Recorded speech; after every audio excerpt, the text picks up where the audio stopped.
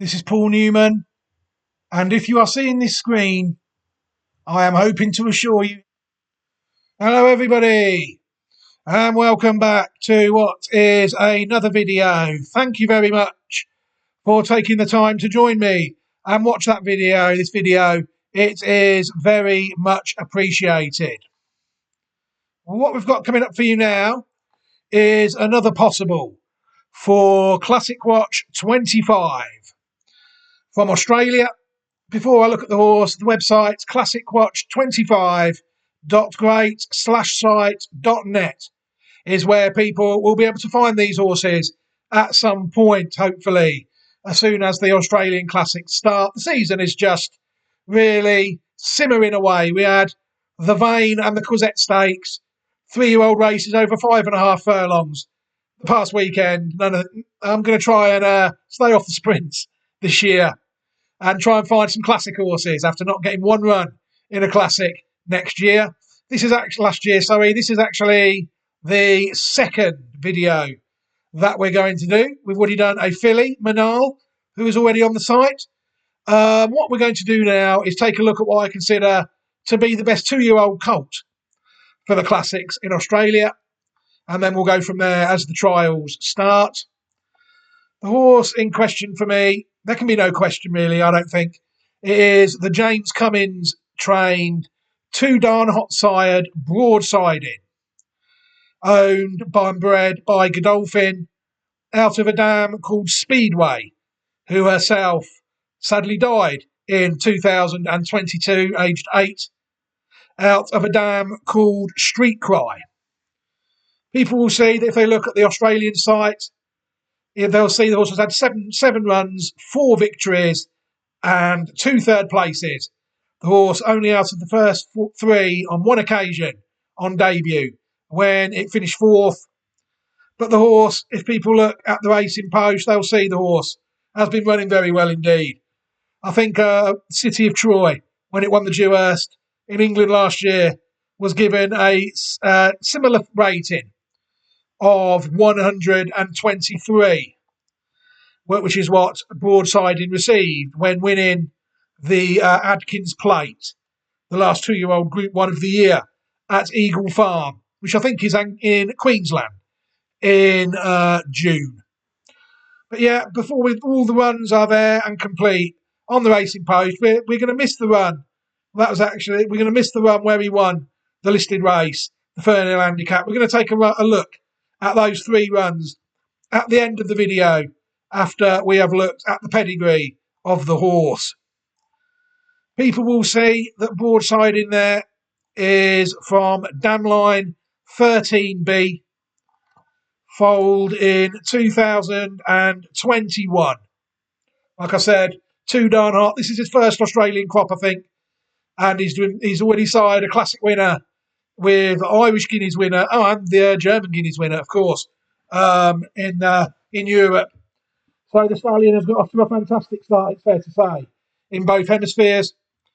This horse here, I actually was quite familiar with the dam line because I've backed a few. Back in the day when I first started looking at horses, I used to stop at, say, the second or third dam and just thought I knew enough. So I've backed a few out of glissades already.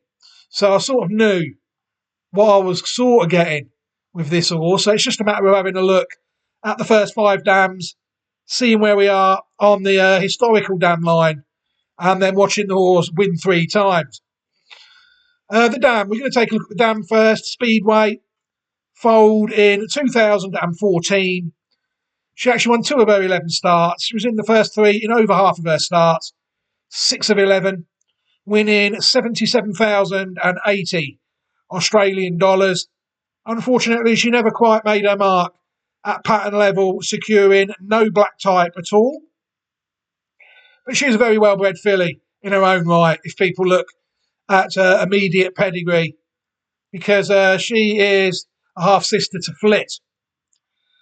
Flit's a very good mare, Guineas winner, classic winner of 2019, sired by Medaglia d'Oro, who is out of the second dam of the horse Glissade.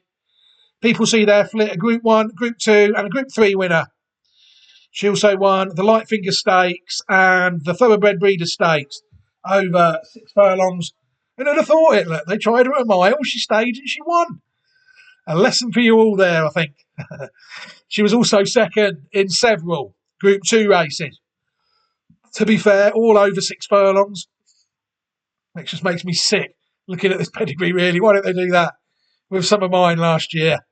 Medaglia d'Oro sired this one. Very good horse, Flit. Winner of 3 of her 13 starts, but she was in the first 3 in 8 of 13 starts for $1,211,090 US. And there was also Flo going round, which I sort of stopped watching when Godolphin got rid of him. He did go round for Godolphin for a while. The gelding foaled in 2013. This one was a full brother to the dam of Broadsiding. What's it called? Speedway. It didn't really do much for Godolphin. It was quite an unlucky horse. It left Godolphin in 2019, I think. It did. It was placed in a lot of pattern races. Never quite got its head in front. Placed in 2 Group 3 races and 7 listed races among his 42 starts, 6 wins, and in the first 3, 20 times for $557,670. But you have to say the horse did fall a little bit short of where I wanted him to be, that's for certain. The second dam of the horse foaled in 2008. Glissade only managed to win once, and she was only in the first 2 in 3 of her 9 starts. But she did secure black type form, unlike the first dam. She was placed in the Group 3 Prelude Stakes at Caulfield over 5.5 furlongs in 2011. In the first 2 in 3 of her 9 starts, as I said, winning $91,150. And I do think this is a key horse even before I realised about this local sites, because it's by Reduced Choice. And Reduced Choice I knew was a best in show stallion from looking at him when he sadly passed away. So I knew we had a good stallion with a Glissade, and I knew the dam of Glissade is also quite decent as well on the track. So yeah, Glissade was where I used to stop back in the day in about 2019. But I do feel that it is worth taking a look further back now. I do all the time. This horse here will be no exception. The third dam I did mention, Steph Lara, foaled in 2000. She actually managed to win a Group 3. She won the AJC Breeders' Classic over 6 furlongs, and she was also placed in the Millie Fox Stakes at Rose Hill. She won 3 of her 14 starts, and in the first 3 in 8 of her 14 starts, winning $168,570 Australian dollars, sired by Zabil, out of a dam called Blue Storm. It then really took a few generations off, it's fair to say. There was not really that much going back to the third and the fourth dam. The third dam is related to this horse here, Pleiades, that managed to finish second, in the 2014 Belle of the Turf Stakes, winning 3 of her 14 starts, and in the first 3 in 8 of 14, winning $116,772. Another one sired by Reduced Choice, so a full sister to the third dam. This one, Pleiades. The fourth dam was Blue Storm, foaled in 1993, sired by Bluebird, out of a dam called Gold Hope. Dams themselves were of a decent quality. This horse won half her starts, 9 out of 18 starts. She finished second once more, winning $211,650. She won 2 Group 3 races, the Mannerism Stakes and the Devon Park Stud Stakes. Very good horse. Blue Storm, back in the day. Good fourth dam, good solid fourth dam. She is also the dam of this horse, foaled in 2006. Misty Blue. She was second at Flemington in the 2010 Vanity Stakes. She was only in the first 3 times out of 11 races, winning once, $53,910 Australian dollars. But she was the best direct descendant of Blue Storm. Group 3 placed. But interestingly enough, there was a horse going around last year that I did flirt with on occasion. The winner of the Flight Stakes at 3, Tropical Squall. People look at that. Blue Storm is actually the second dam of Tropical Squall. Tropical Squall was only out of the first 3 once, winning 4 of her 7 starts for earnings of $1,009,550. Another one that I imagine is going around this season in Australia. So, nudge, nudge. The only time she managed to win a pattern race was when she won the Group 1 Flight Stakes. And she was also first in the Surround Stakes as well of 2024. I forgot they've not split the year right there. They were all in the same season, these races, I think. And she was also, she was third. That doesn't make any sense, does it? Third in the 2023 ATC T Row Stakes. And then she was first in the 2024 Surround Stakes. But those races were in the same Australian season. I'm fairly confident of that. Both 3-year-old races that. And yes, very interesting horse coming back, hopefully age 4 in Australia. She was a good horse, sired by Prized Icon. And the 5th dam of the horse, Gold Hope, foaled in 1977, sired by an Australian horse called John's Hope, out of a dam called Gold Diana, another quite prolific mare, winner of 8 of her 25 starts in the first 3, in 14 of 25 starts, winning 81,210 New Zealand dollars. You can see there that Gold Hope in 1981 won the Group 1 Railway Stakes. She also won the Group 2 Hawke's Bay Challenge and a listed race. And in 1982, she managed to win the Group 1 All-Age Stakes and the Doncaster Handicap and the Group 2 New Zealand Thoroughbred Breeder Stakes and the Q2C Katie's Cup in Australia, Group 3 race, where she raced in Australia as My Gold Hope. People might remember, one of them was in Doncaster. The Doncaster Handicap was also in Australia. Placed in 2 Group 1 group races in 1980 as well. The Leopard Classic, Group 3, and the Great Northern Champagne Stakes, Group 3 in New Zealand. So the back dams are solid. 5th dam solid. 4th dam, plenty of pattern race form. Another false positive there from the antivirus. But yeah, very interesting horse, I think. Broadsiding, it's fair to say. Proved himself, I think, to be far and away the best 2-year-old in Australia, colt. And it just remains interesting to see what sort of races the horse is going to take in this season. Hopefully, thinking he's hopefully going to take in some classics and derbies and guineas on the way. But yeah, very interesting horse. Like I said, we're going to look at his last 3 runs. He'd won the listed race in April. What they did is they backed him up a week later in the Group 1 Champagne Stakes. Again, over a mile. And again at Ramwick. And before we do that, we'll take a look on the 13B historical line. I don't know why I went on this, because we had to go a fair way back, really, to be fair to the horse, to find it on the historical line. We had to go all the way back to the 11th dam, a horse called Hebrew Maid. And Hebrew Maid is up here. There she is.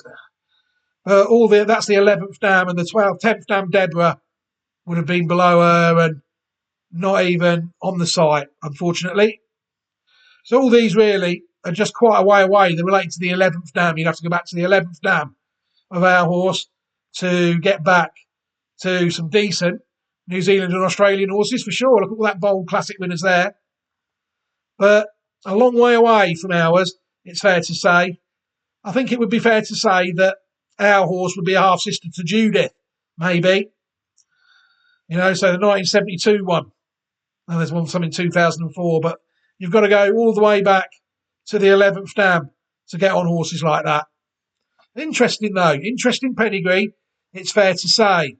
The horse, I do think that it's proved to be a decent horse. And we're going to take a look at the form of it now in the Champagne Stakes.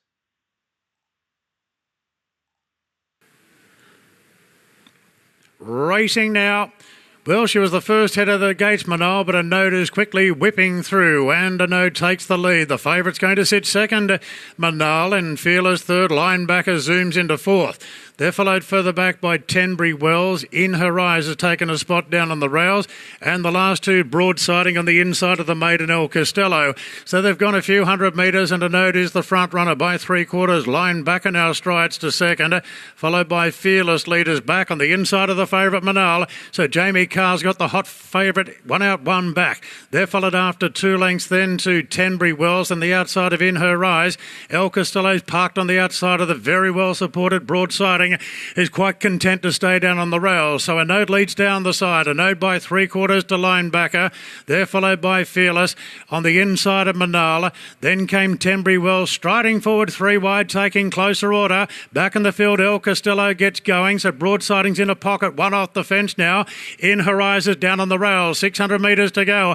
A note in front narrowly from Linebacker, and Tenbury Wells goes to third. Followed by Fearless, fourth on the inside of Manala. Broadsiding's right on her coattails as they come around the corner, and a notice flat to the boards in front narrowly from Linebacker striding up 2 lengths away to Manal. Broadsiding looking for a gap between runners as Linebacker takes the lead of the 300, beating off a note, then Fearless running on. Manal's grinding as Broadsiding starting to pick up. It's Linebacker in front, 150 out, but Broadsiding's looming large. Broadsiding tackling Linebacker. Broadsiding and Linebacker. Broadsiding strong. Pulls away to win the Champagne Stakes by 3/4.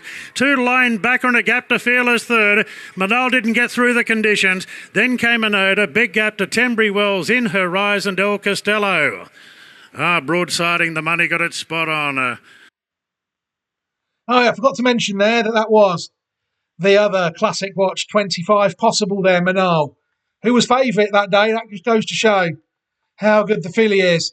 But I think the commentator was right there. If you watch the video with Manal in, you won't see much. You won't see much cutting the ground in any of them runs. It's quite soft there, wasn't it? And broadsiding. I thought the horse won very well indeed. That day, the Racing Post gave him a rating of 118.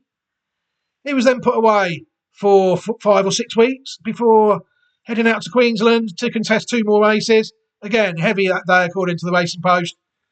Good to soft ground it was on the first day of June when he dropped back down into Group 2 company to contest the Sires Produce Stakes, where this time he was ridden by Jamie Carr. Drawn out, set there, racing, broadsiding away fairly, but drifting back. He's back to second last. Territory Ash and Cosmic Fire, the first couple, working up into third there is Bitter Creek, the outside, and going forward also is Mega Star Heart. Elmore's Yellow fifth on the fence, and Provence, the next one, passed by Altoff on the outside. Further back to Brutal Bowler, Super Alloy. Next a long way back is Heavenly Impact, and further back to Barbaric Lad. As they swing down the side, next the outside is Angel Capital. Zuna's over on the outside. Jemima Morel Pelage. And further back to Smashing Time. A length and a half to Bo Dazzler. Broadsiding. Going forward on the outside up into third last placing now. And Can't Recall One's a length and a half away. So Cosmic Fire's in front. Second Megastar Heart. 2 lengths away. Third Territory Ash. On the inside of Bitter Creek inside the 600 metres marker. Creeping forward Super Alloy. Next the outside there. Just in behind those horses. Old Toff. Elmore's Yellow sneaks up the inside, and Broadsiding at the moment is back about third or fourth last inside the 450. Cosmic Fire joined here by Megastar Heart. Super Alloy runs home. Bitter Creek the next one. Further back to Elmore Zillow. Right down the outside Zuna. Broadsiding runs home, and further back to Weaving Through Smashing Time. It's Super Alloy. Here's Broadsiding though down the outside. Out wide Broadsiding Zuna. Broadsiding in front from Zuna. Broadsiding has won it from Zuna. Super Alloy close up as well. Bitter Creek followed by Smashing Time, and then we had Barbaric Lad. Elmore Zillow followed further back Angel Capital, and then Megastar Heart. Cosmic Fire, Can't Recall One, Jemima Relpolars, Brutal Boulder, Super Alloy, Territory Ash, Heavenly Impact, Bo Dazzler, and Provence has pulled up at the rear. That to me was a scintillating performance. I mean, you saw where the horse was turning for home. And he's just he's got up easily, hasn't he? An easy length victory there over Zuna. which the Racing Post gave a mark of 119. A fortnight later, it was back at Eagle Farm, up to in distance, back to a mile, where unsurprisingly, after seeing that, the horse on good ground was sent off the odds-on favourite for the second Group 1 victory of the year. James McDonald again was back in the saddle, and this was the Adkins Plate. Again, I think this is a good performance. All in at the mile. Where Wright's racing. Broadsiding away fairly. Emilius and Bazusto both began well up into third. China Sea, El Morzillo fourth and Broadsiding fifth on the inside. Further back is Bitter Creek, a length and a half to Smashing Time on the outside of Mr. Artemisia. Wider out, Can't Recall one. Mr. Artemisia got checked there, followed further back by Barbaric Loud on the inside of Beau Dazzler. And they're clear from Imperialist in third last or second last, in fact, on the inside of PB Noir. So China Sea on the outside of Emilius, the first couple. Third, the outside is El Morzillo. Bazisto fourth on the rail. A length and a half to Broadsiding fifth and Smashing Time sixth on the fence. One length further back to Bitter Creek. Three wide is Beau Dazzler. Mr. Artemisia is on the inside of Can't Recall one. A length and a half Imperialist on the inside of further back is Barbaric Lad and PB Noir. A length and a half away. So China Sea outside Emilius, still the first couple by a length and a half. Third is El Morzillo. Fourth, the inside Bazusto. Broadsiding fifth, about 3 or 4 lengths off the leader. Next along is Bitter Creek. The inside Smashing Time. Beau Dazzler has been wide at the 400. El Morzillo's been wide. Emilius the inside. Here comes Broadsiding chiming in. Bazusto's making some ground. Bitter Creek down the outside, but Broadsiding grabbed the lead and raced away 3 lengths in front now. It's all Broadsiding. Bazusto trying hard. El Morzillo. Bitter Creek's on the outside, but it's a demolition job in the Atkins. It's all Broadsiding for the J-Mac. Wowee, Broadsiding by 5. Not sure second. Bitter Creek's prominent. The inside Bazusto, between them El Morzillo, followed by Can't Recall one. And then we had Beau Dazzler. Further back, Mr. Artemisia with Barbaric Lad, and then Imperialist, Emilius and PB Noir, China Sea and Smashing Time. The horse ridden much more handy that time, wasn't he? And as he came round to the bend, he didn't have to pass as many horses as he did in the first race at Eagle Farm to land the second. It's fair to say, and in my opinion there, that horse was absolutely romped home in that race by 4 1/4 lengths, securing his best Racing Post rating of 123. Fascinating horse heading into its 3-year-old campaign. This too darn hot sired horse, could it be ready to destroy Australian racing? I mean, people have seen it win those 3 races there. And it's going to take a good one to beat it, isn't it? Well, the horse is going to have to not improve at all or regress. But you'd think that the horse is looking to me in fine shape, heading into its 3-year-old career. It's fair to say. I don't know if the horse has got any entries yet this season. It's actually entered in October 2024 for the Cox Plate against the older horses. I'm hoping he will have raced a few times before then, but that's what, obviously some sort of early nomination race in Australia where Godolphin have decided to nominate him for that race in nearly 2 months' time. So we'll have to wait and see whether the horse will go for that. But a fascinating prospect nonetheless, I think. And hopefully he will be able to land some Australian classics. Right, everybody, thank you very much for watching the video. I'm going to end the video now.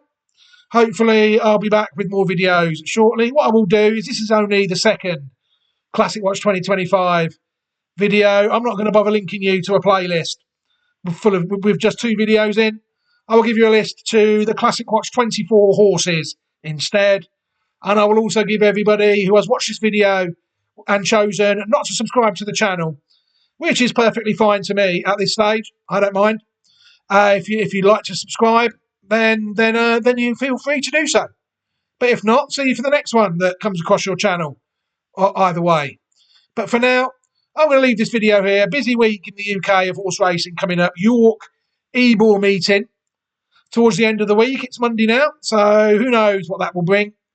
This is just the obligatory 30-second waffle at the end of the video for the end screen, really. So hopefully now I will be able to say goodbye to you all. Have a fantastic week. Take care of yourselves and those closest to you. Goodbye and take care.